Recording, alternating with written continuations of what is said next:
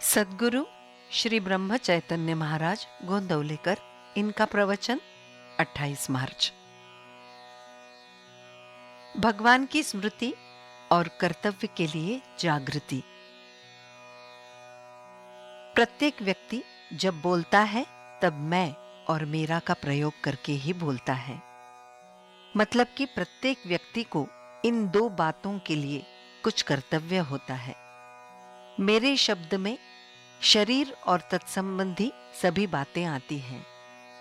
जीवन में मैं का कर्तव्य परमेश्वर प्राप्ति है और देह का कर्तव्य देह से संबंधित प्रत्येक व्यक्ति के लिए होता है।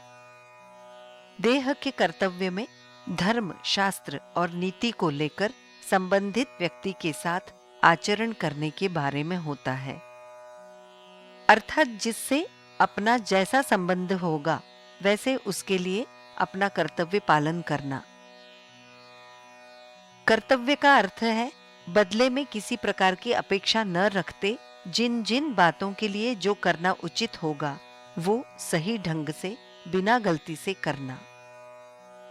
मनुष्य को मैं और देह दोनों के बारे में जो कर्तव्य है वो समान भूमिका के धरातल पर करना चाहिए। मैं के बारे में करूंगा और देह के बारे में मनचाहा बर्ताव करूंगा, ये बात गलत होगी।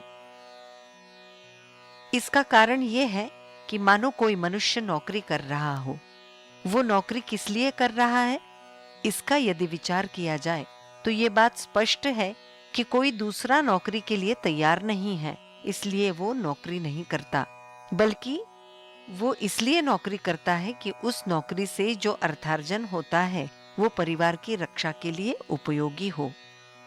मानो उसने नौकरी की और उससे मिलने वाला पैसा उसने घर में नहीं दिया तो उस नौकरी से क्या लाभ।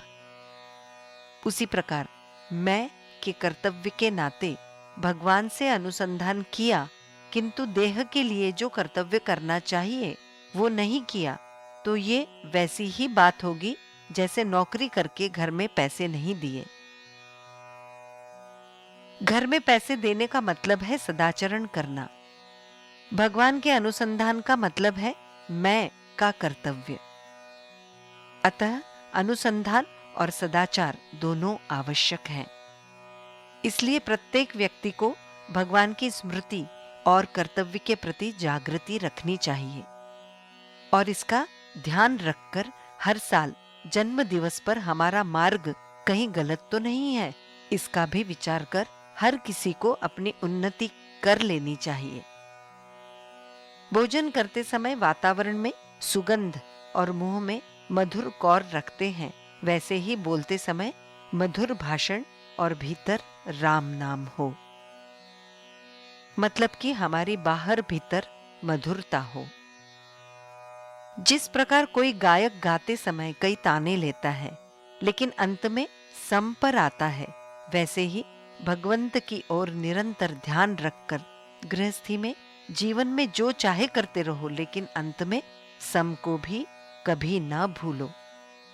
यहां तो तबला वादक भगवंत ही है, इसलिए उसका ठेका तो अचूक ही होता है। ठेके के अनुसार अर्थात भगवान के ठेके के अनुसार, मतलब कि उसका नाम स्मरण करते हुए जो गायक सही ढंग से गाएगा वो अंत में सम पर आएगा। किसी प्रकार के फल की अपेक्षा न करते हुए किए गए कार्य को कर्तव्य कहते हैं। जानकी जीवन स्मरण जय जय राम।